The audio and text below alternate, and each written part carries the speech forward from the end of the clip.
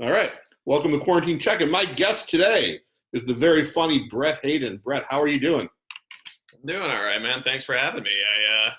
They don't know this, so I'll say it on air. We had to push it back a few hours because I have to get my own shit together with unemployment. So I appreciate you letting me delay this conversation a few hours. Not a problem. Much like you, I have nothing but time. Well, we so got plenty of that.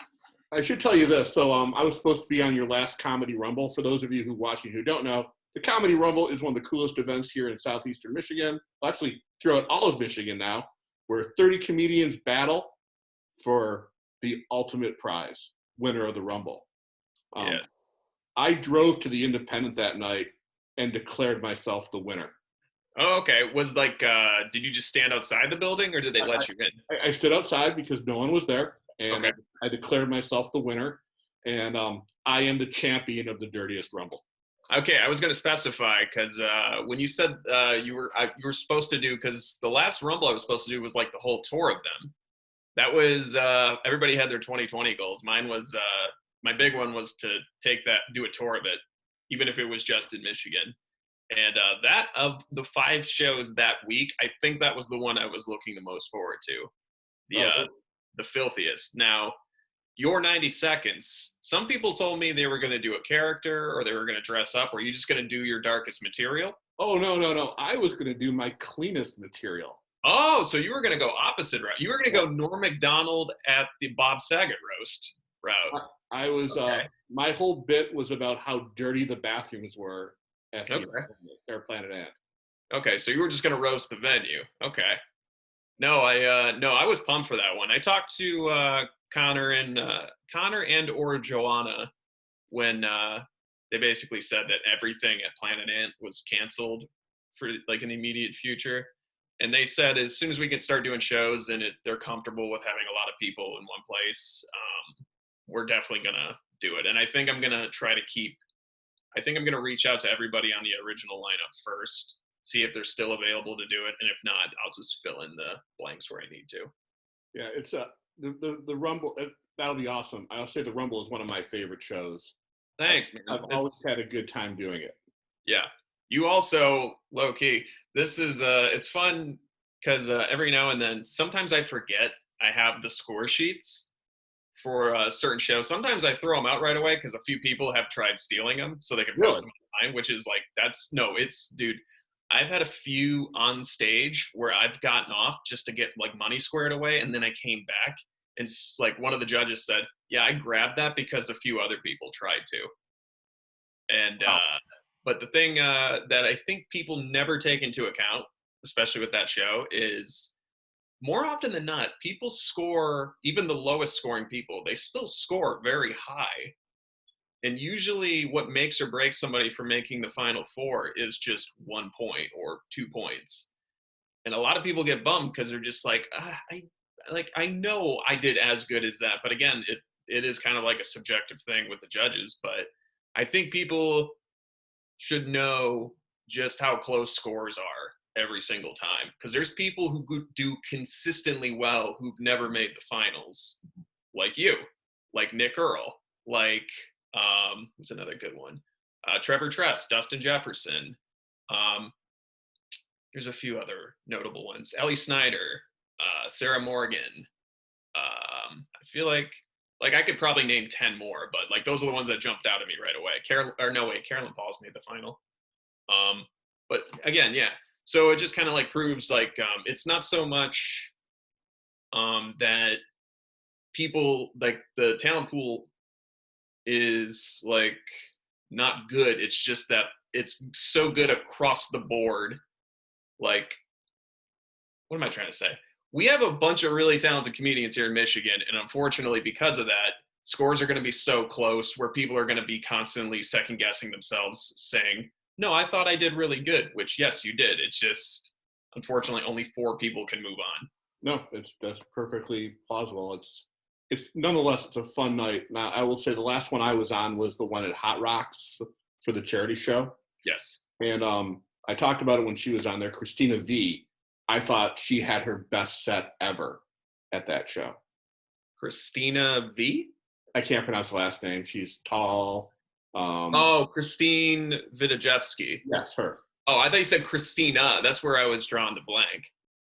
No, Christine, I do like Christine. She's done well a considerable amount of times.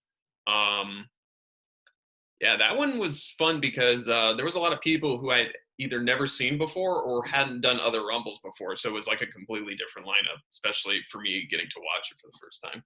I actually booked a couple people based on their performances at the Rumble, and sadly, Oh, none of those shows happened because yeah. quarantine. I mean, I'm happy that show still happened just for the cause, but I have been learning recently what's cool about the show is people are getting booked from it.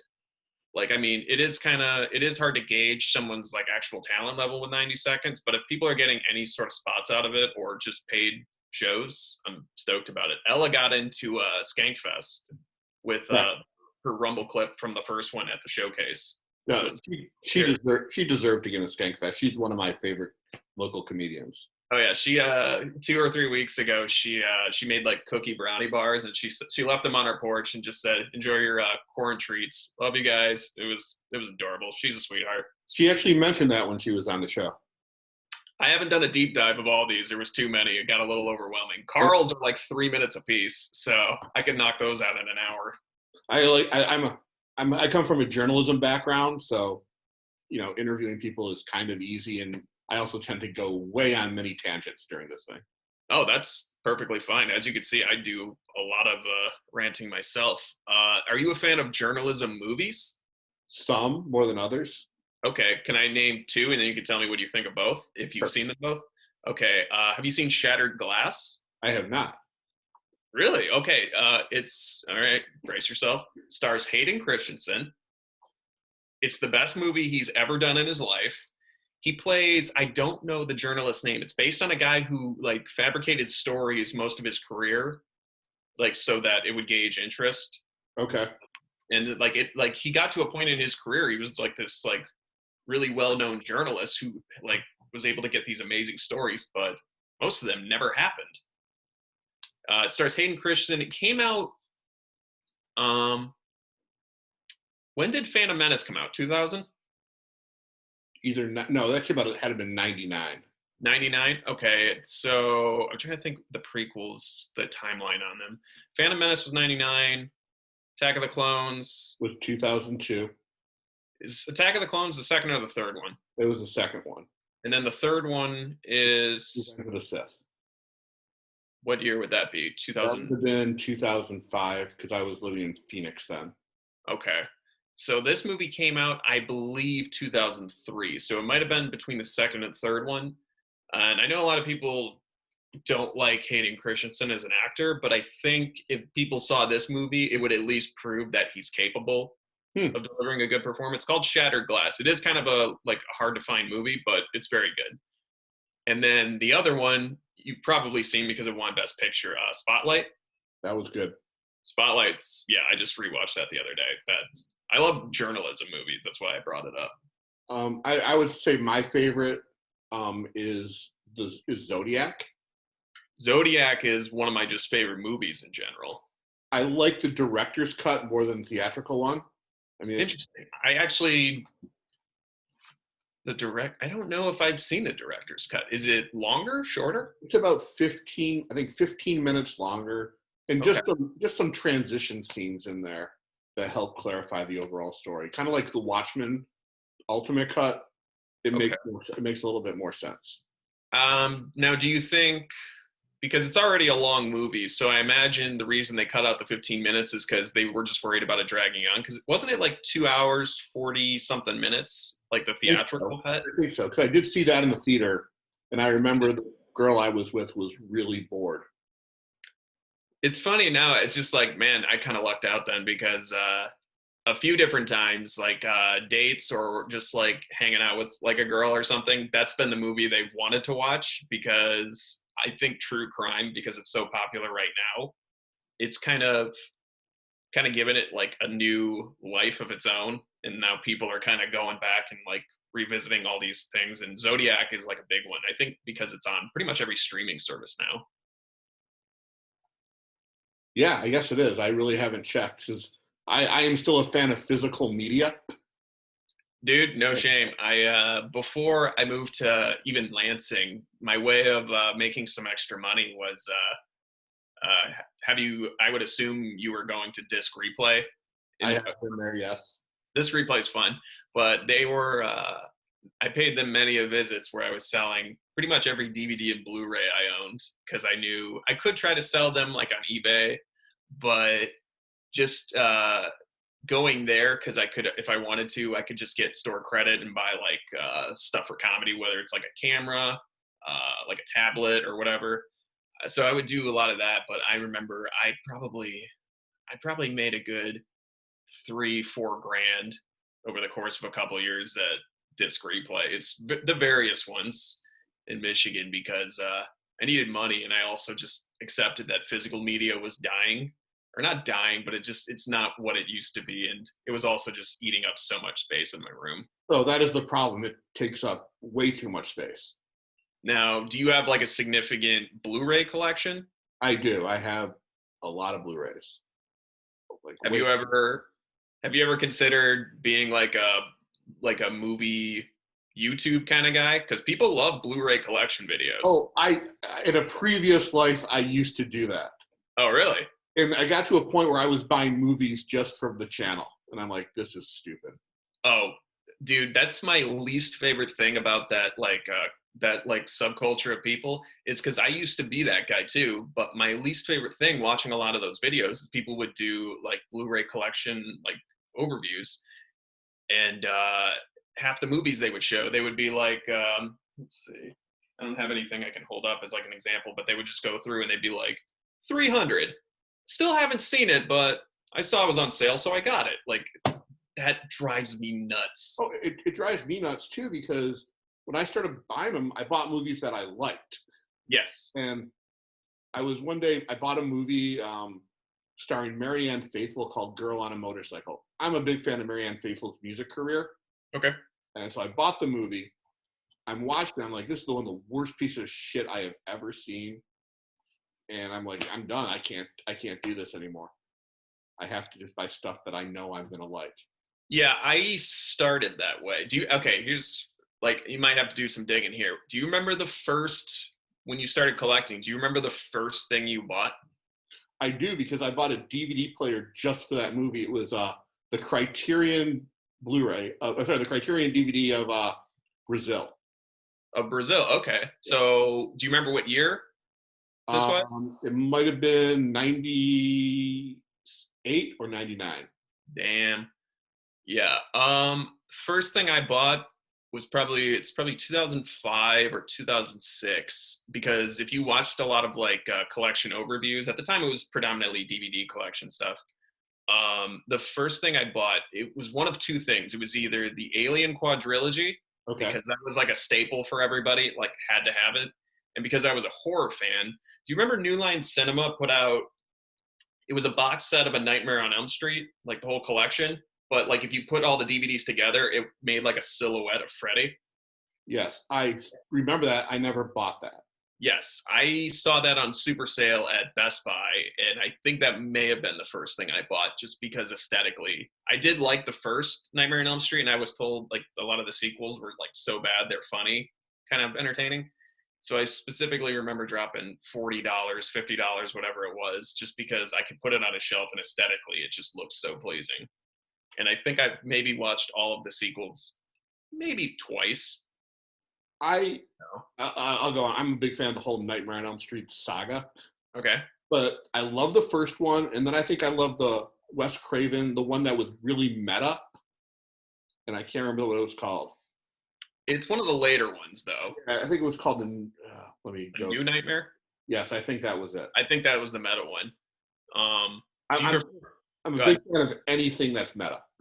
I like movies that are parodies of different genres, or like, satires about different genres. That's why I like Cabin in the Woods so much, because they just like attack a bunch of like horror cliches. Tucker and Dale versus Evil, same reason. Both great movies. Yes. Now, do you like the Nightmare on Elm Street series more than the Friday the 13th movies? There was a point where they both really jumped the shark. Yeah. When Jason goes to space, I thought, Yeah, like if they did that with Freddy, it would make a little bit more sense because it would be interesting because he's killing like he's like the nightmare guy. Like somebody like you could do a movie about like astronauts and like some like Freddy killing one of them in their sleep, and that would be at least like a little bit more interesting.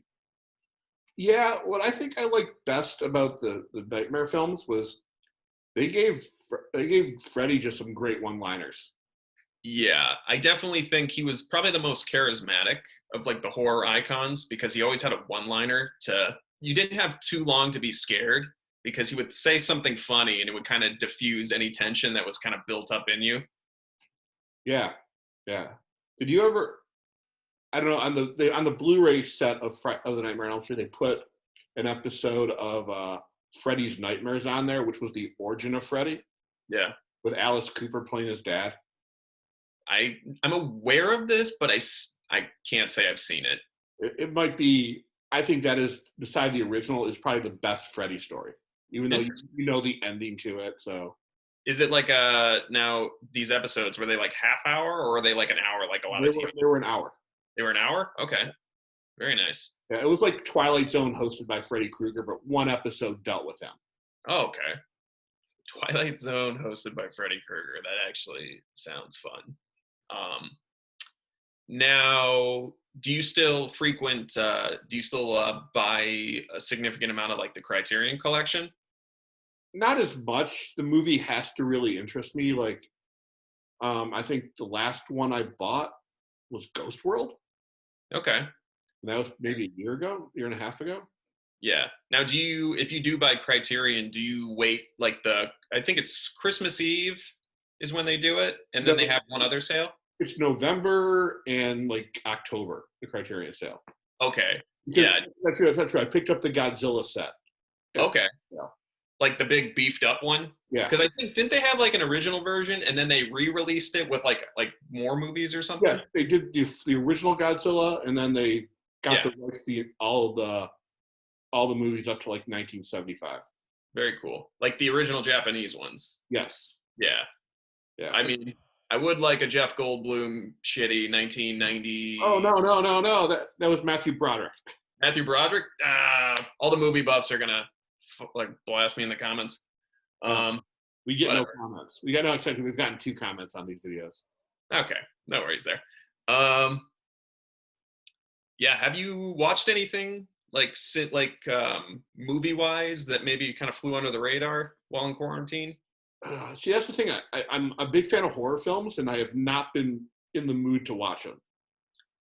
Yeah, I can see that. I have Shudder, and I haven't really used it a lot. I've been watching a lot more lighthearted stuff, like my roommate Eric. He watches a lot of Nailed It. If I'm on YouTube, I watch a lot of Bon Appetit, like cooking stuff, like Claire from the BA Test Kitchen making gourmet versions of stuff.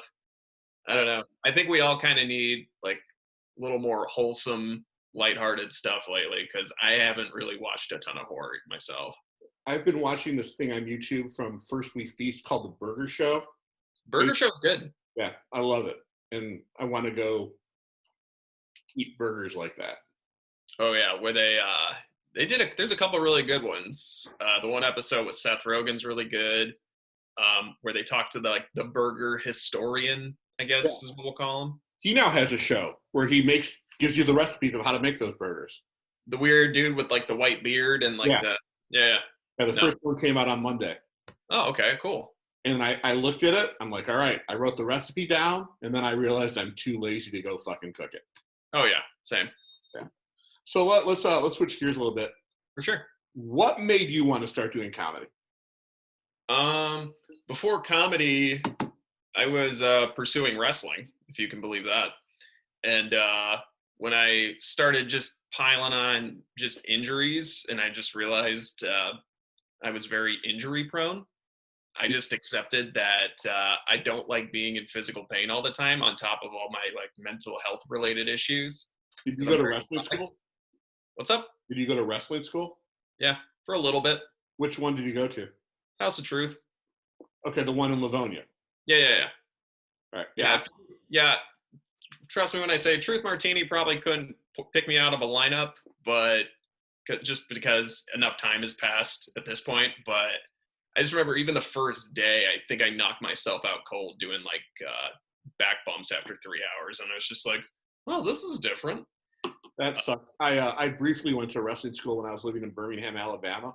Oh yeah. I wanted to be a manager so fucking bad.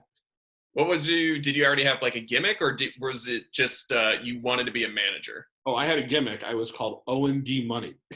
O&D Money. Yeah, Okay. yeah. What And was the what was the school? I was for I can't remember. It was Global Wrestling something, which always took place in this high school gym once a Okay. month. And the owner would play like 4 different masked wrestlers during the entire show. That's some carny. Have you read Chris Jericho's book? Which one? Just the first one, Around the World in Spandex. Yes. Okay.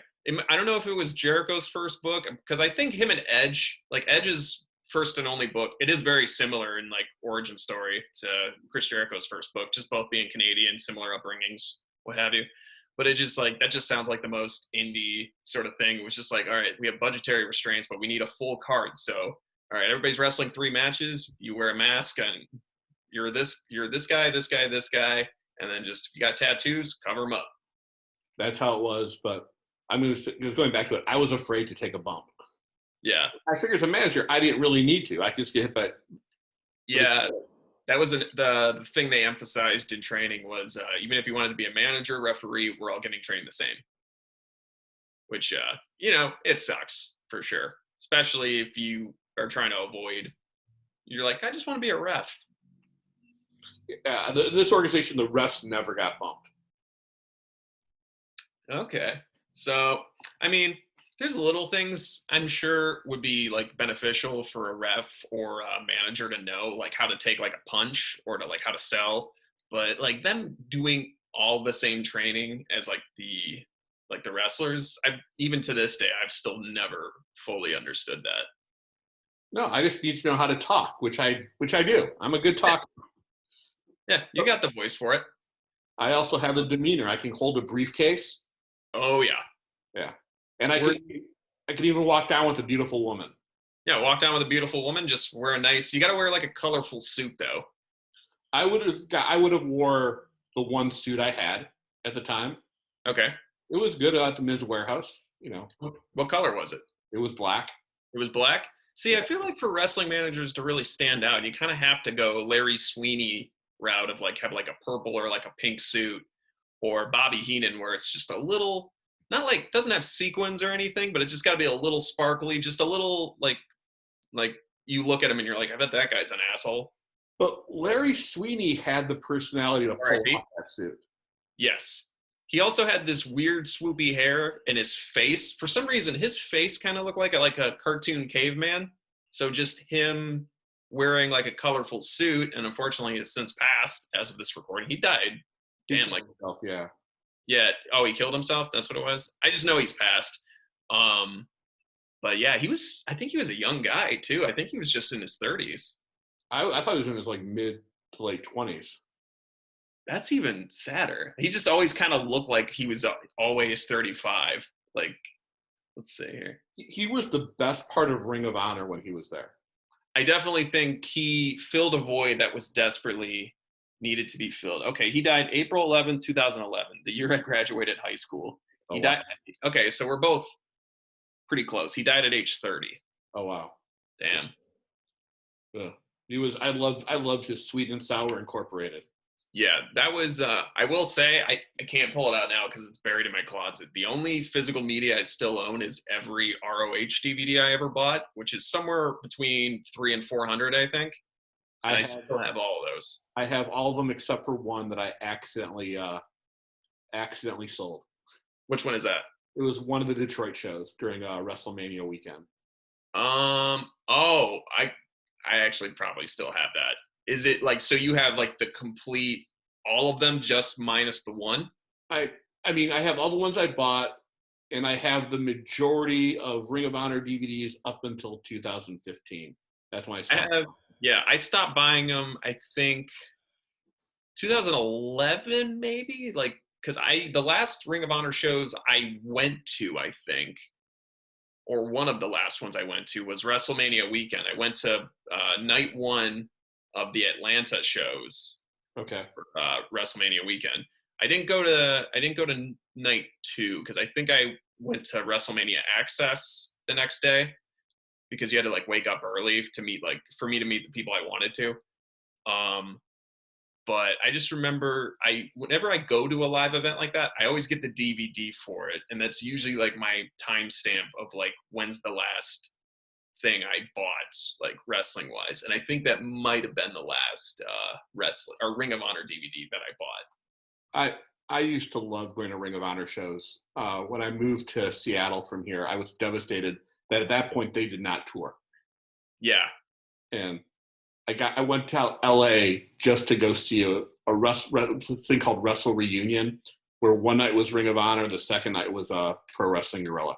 Oh yeah, Wrestle Reunion was cool. Now, when you moved to Michigan, do you remember which ROH shows you went to? Oh, I was born in Michigan, so this was before I left. So okay, I went to pretty much every show they had at the state fairgrounds up until May of 2009.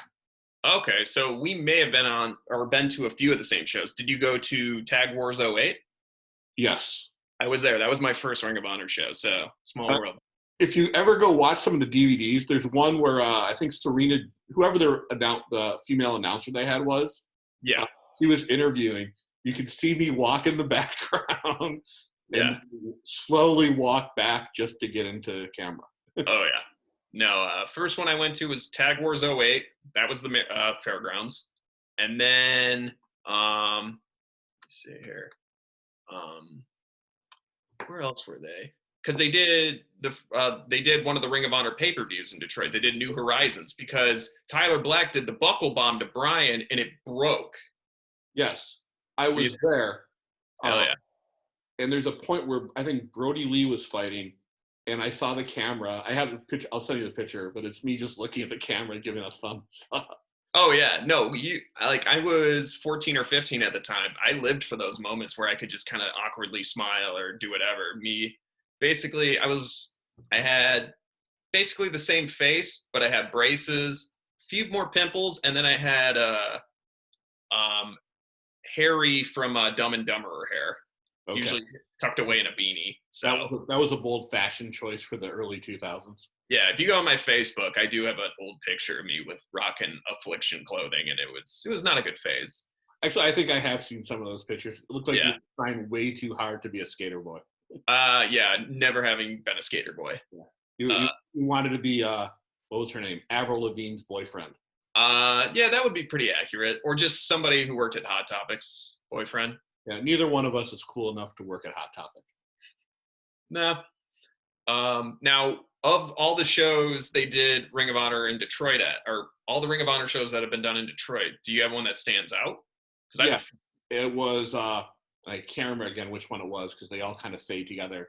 It was the Briscoes, and I can't remember who they were fighting. Their match kind of just went outside. Oh, it's Samoa Joe. And they were using like everything outside for the war. And I was like, that was so fucking awesome.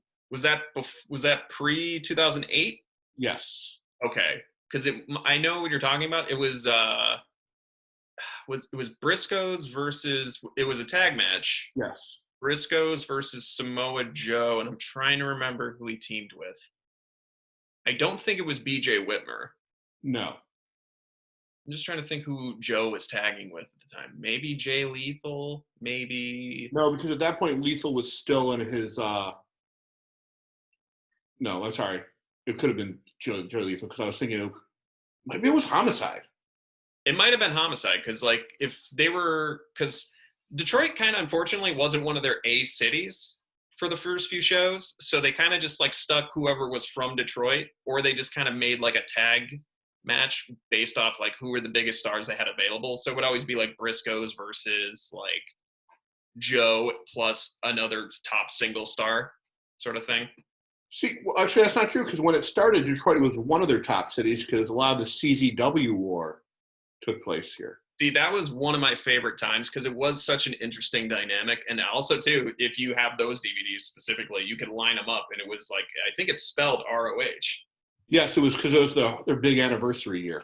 Yeah, it was like the anniversary. They had the 100th show. They had the Cage of Death. Yep. Yeah, no, that was a fun period of. I remember specifically because I was in high school when I actually bought those DVDs. Like this was a few years after. I was in middle school when it happened, and then beginning of high school. I think I spent an entire weekend. I had bought all the ones from like that like anniversary around those 5 or 6 DVDs, and I spent the whole weekend I think just kind of binging them. And that was a good string of shows for them, like consistency wise. I would buy a DVD if they put that whole storyline out. Oh yeah, like I would love the even Buster wants to hear about. So he's a Ring of big Honor Ring of Honor fan. I actually I used to have a cat that looks very identical named Mocha and looks pretty much exactly the same, even in terms of mass. It was a big kitty. Oh, he was bigger when I got him. Oh damn. Yeah, then he went on a diet. But he's still clingy, very clingy. I can see it. Let's see. I would say I think Ring of Honor kind of went downhill after Sinclair bought them. They've had their they've had their like moments, but yeah, definitely. I think Gabe Sapolsky era Ring of Honor is still my favorite. And then, and this is a Sinclair, the whole Kevin Steen storyline where he was fired by Cornette. I think that was the last thing that really interested me. Yeah, because then once Steen left for WWE is pretty much when I tuned out completely because most of the guys I still liked had already left. Like Adam Cole was on his way out. Actually, I think Adam Cole was around for a little bit longer because like Bullet Club was still rocking and rolling. And then I think I kind of kept up a little bit just because Marty Scurll was there and I liked him a lot. But even now, I know like Marty Scurll is one of their top guys. That's the only real point of reference I have to Ring of Honor these days. I was hoping he'd go to AEW. I think he will, but I also, from what I understand, he got a deal that was so good he couldn't pass it up. Yeah. And it also creative control. At least he'd be working now if he was with AEW. For sure. But I do know he's one of the top merch guys at Pro Wrestling Tees, so I don't think he's got too much to worry about. I was thinking, we probably can't put our own merchandise on Pro Wrestling Tees. Like, you should put a Comedy Rumble t-shirt up there. Oh, that would be great. I know Ron Funches has a Pro Wrestling Tees shirt, so it wouldn't surprise me if we could get to a point where we could start doing that. On yesterday's show, I was talking to a comedian named Spencer Perkins, and I told him that on today's show, I was talking to you, and I told him about the Rumble, and he was like, that is the coolest idea ever. So once things get back to normal, if you want to take it to Kansas City, I'm sure you will have a full roster for that one. Dude, one of the things, like the big end game is, and this has been kind of like something I've been kind of trying to figure out how I can like as I start to feature in more places at different clubs, one of the goals I had was seeing if I could do Rumble the day before. Like I assume a lot of, I'm not going to say all, but I know a lot of clubs, they'll do shows, Thursday through Saturday and then have their open mic Wednesday. My goal was like, feature the weekend and then come a day early, do Rumble on a Wednesday, and then use like the local talent pool to like fill out the competition portion. And then like whoever, say I did it in like Cleveland, like I would reach out to like the top Cleveland comics. So, Mary Santora, Billy Squires, I believe his name is, those people to be judges and then utilize the local talent pool based off just people I've already met there and people that could like steer me in the right direction in terms of like, who should we keep an eye out for? What's the best venue to do this? Blah, blah, blah. And I've had a lot of interest from people in other scenes because I've had several people like do the Rumble as a part of like a loop of shows they were doing. So that ideally would be the goal when we can start doing shows again. I think the ultimate end goal would be to have it on Comedy Central with just top tier comics. Yeah, no, I would love to get like the show to be successful enough on its own where it wouldn't matter who the comics are. People just like the show and the format. But I definitely would like it to be successful enough that I could utilize like the top, like legitimate the top comedians like within each respective scene. But eventually it will get there because it's such a cool idea. Instead of like the long, like the comedy competitions that take weeks or months to do, it's one night and it is, again, a fun night. I think if it was on something like Comedy Central or FX or HBO, people would fucking watch it and clamor for the next one. One thing I also wanted to do, I really appreciate that. It's very nice. One thing I wanted to do was, and I've recorded some stuff at like the Rumble, like Eric, my roommate, he records all of his sets, including Rumble sets. The first time he did it, he left his camera rolling by accident, and he just has several of the clips. So I've kind of watched like 5 or 6 sets in a row, just because I've always kind of like wondered how it comes across, like watching it after the fact. And it is so rapid fire, and especially if it's like the showcase where it's got low ceilings, it is like, it's an enjoyable thing to watch actually. So what I was thinking is just like, once clubs and venues are comfortable, because the biggest issue with my show is there is so many people, not even like as like a bragging thing, but like just because the volume of comics, there's so many people in one place, it is kind of like people are a little skeptical about, just with all the health issues going on right now, of wanting to do the show. But I would love to record it and actually like put a full show online. I would like get everybody's permission to like put it online, and then I would pay the comics just to kind of, if I'm going to put that kind of content out there, and if I'm going to put any of their jokes online, I would like to pay all of the comics, even if they don't win, just so I have something online as like a selling point, and then people have a greater idea of what the show is, so that if I try to pitch it to other venues, I have something I can send them. Also, it's just my business background. Yeah. Always show the attendance numbers. Oh, the reason I got it at Max, the reason I got it at Ridley's, the reason, I don't know if we're going to do it there anytime soon, but there was interest to do it at One Night Stands for a little bit. I was able to explain without even having to like show actual figures. I would just ask people specifically after I would do the show at their venue. I would say, how many people showed up? How much money did you make? How were bar sales tonight? And then could I use you as a reference if I was trying to get this into another venue in another place? And so far, everybody said yes. Like That's Ridley's, cool. Ridley's especially has been very cool about, they would show me the figures just about every week in terms of ticket sales. And I think the final number, it was over 300, which I think full capacity is 400. But the fact they told me like if it was even half full, they would have been impressed, but we broke 300 and they said bar sales were good. So I thought it sold out at Ridley's. We came close, but it was pretty full. Yeah. And, I hosted the open mic I think the week before or the night before. Yeah. Was yours a Wednesday or Thursday? It was a Wednesday. So I did the week before, and I was told that very few tickets were left, to just keep on announcing that to get your tickets now. Yeah. Out. Yeah, and I talked to the thing I like about Ridley's specifically is whenever I would communicate with them, Ridley would put me in contact with Mary, their the showroom manager, and then Laura, who is strictly I know she has another job, but she's their main social media person. So whenever I would do like emails back and forth, they would always tag each other in the emails.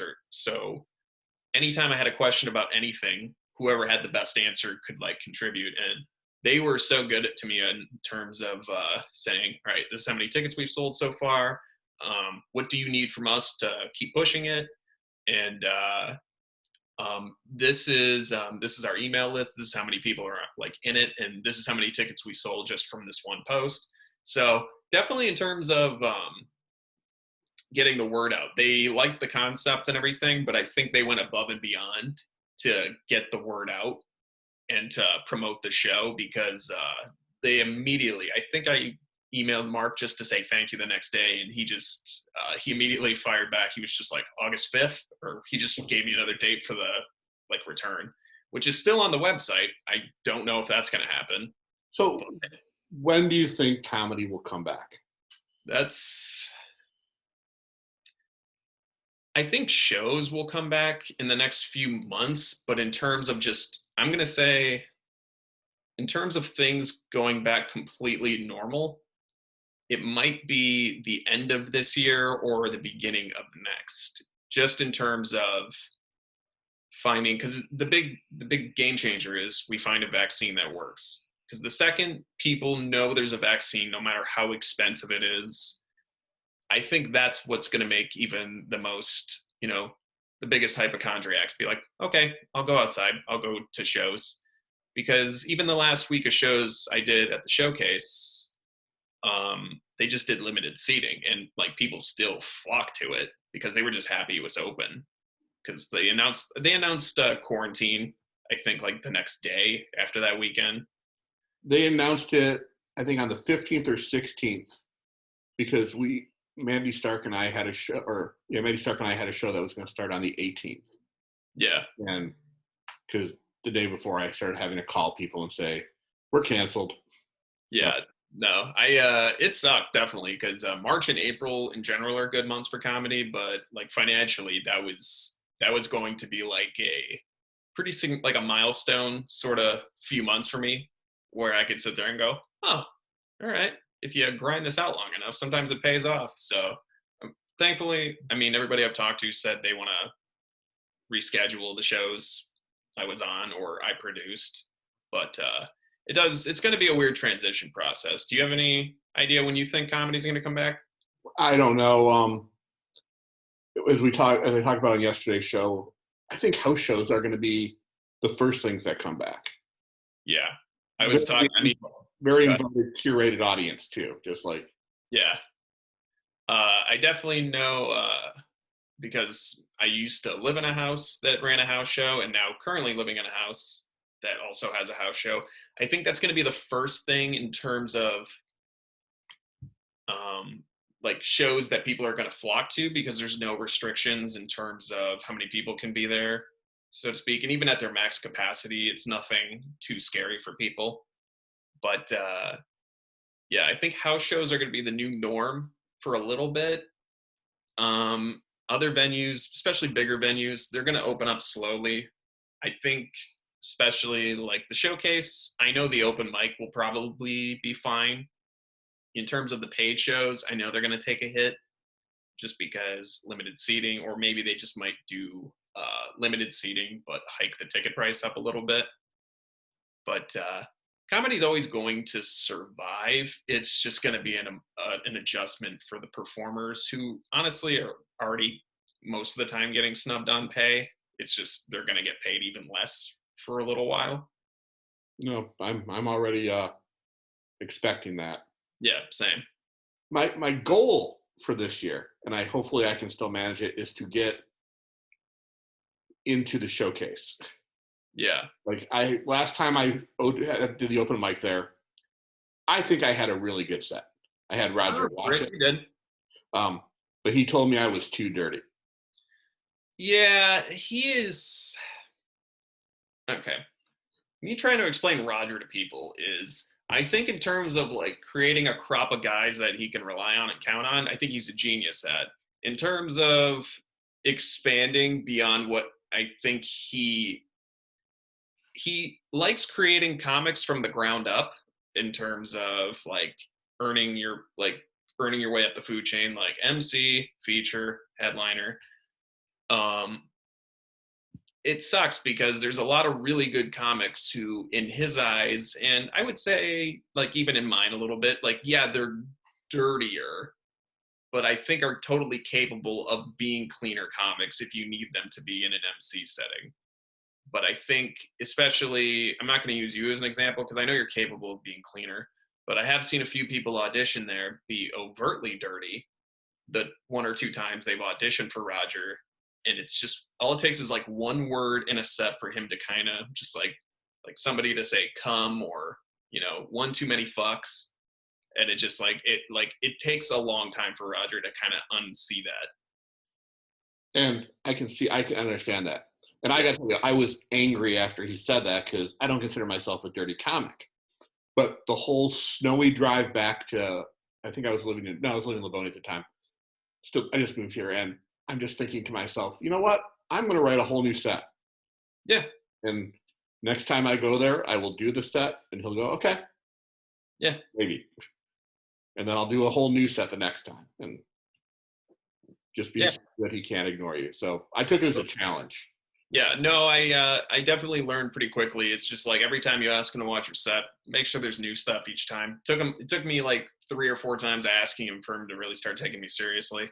And also because I was still kind of, I made the mistake of I was doing the same material, but I was just improving it or just doing a refined version of it. So I slowly started incorporating all this other new stuff just so I could prove to him it's like, hey, I have other stuff.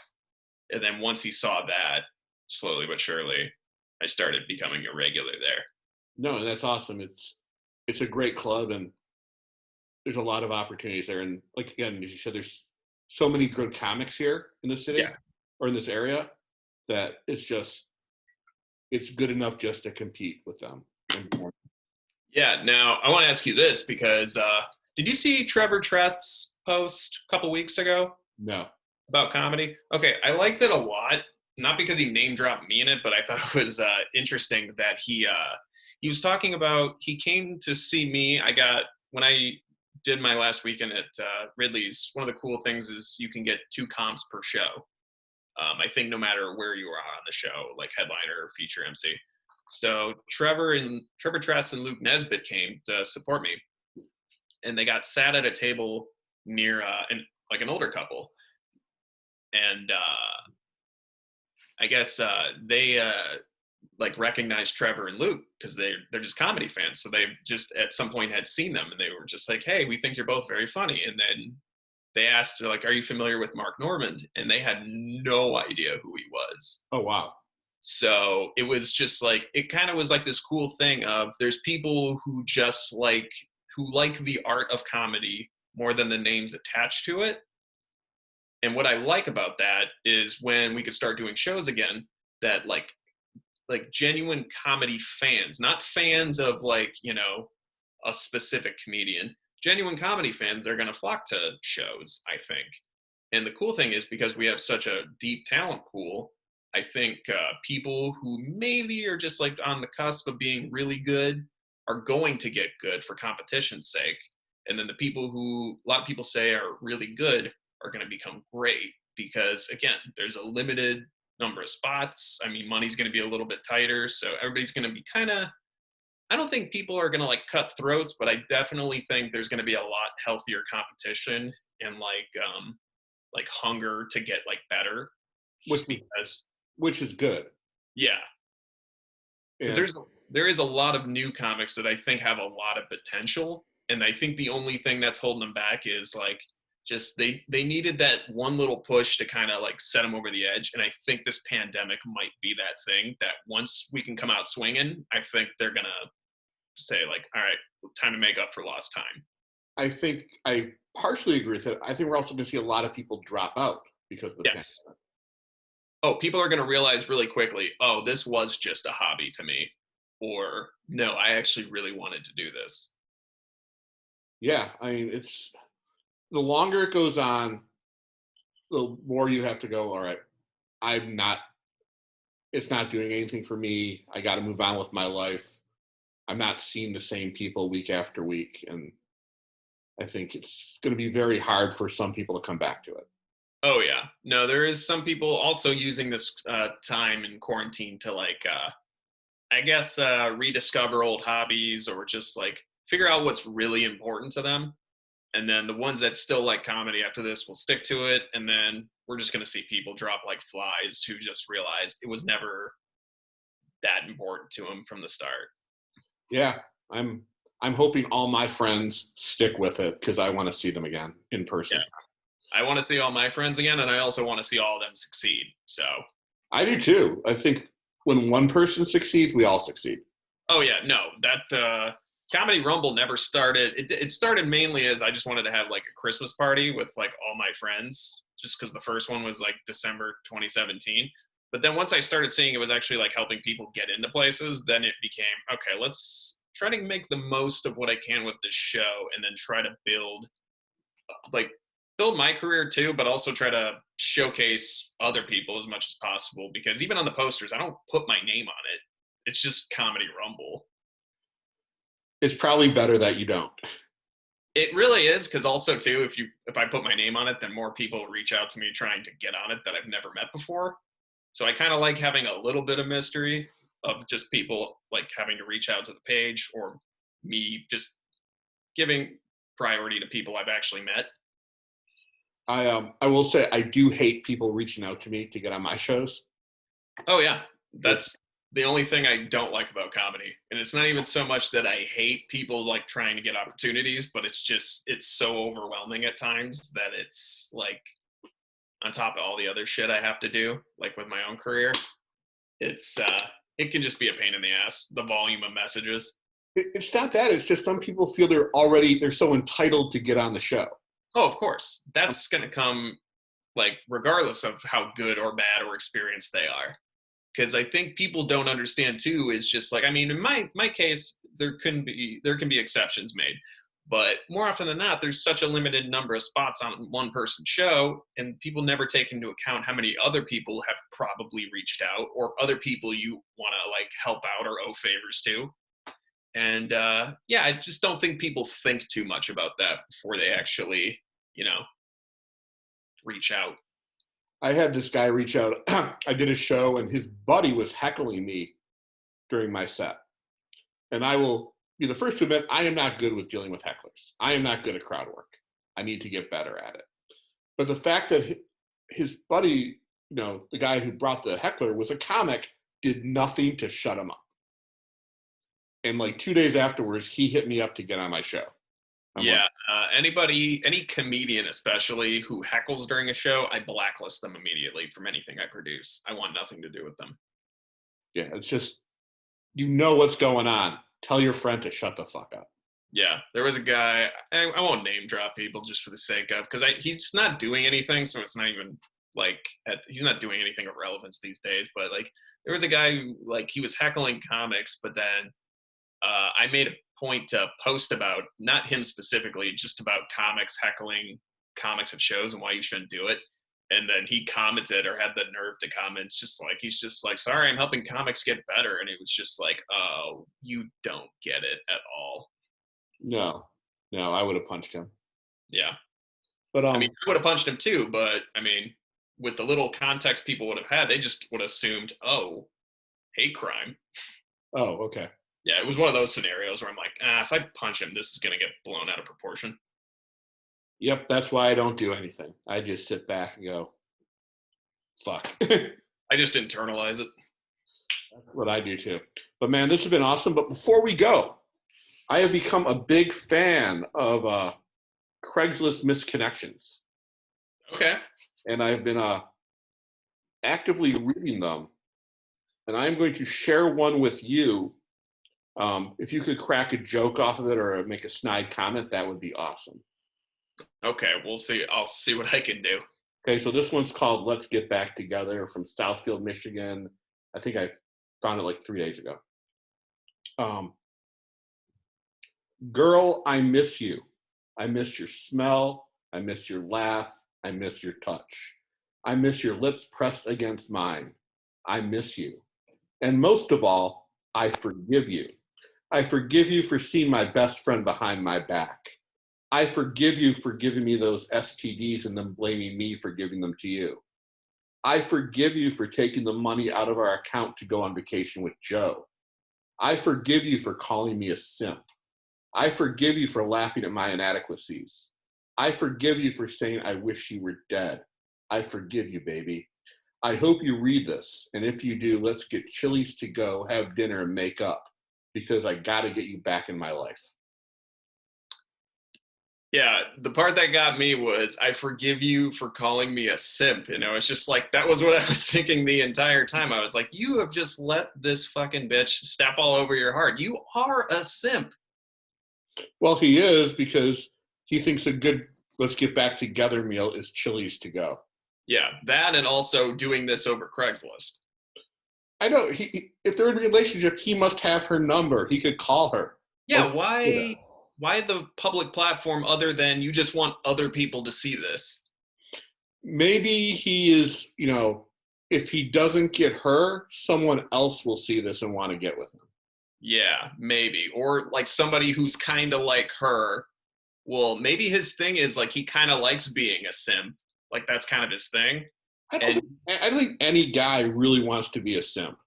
I definitely know that there are some guys who kind of being like submissive, sort of like being told what to do, being told.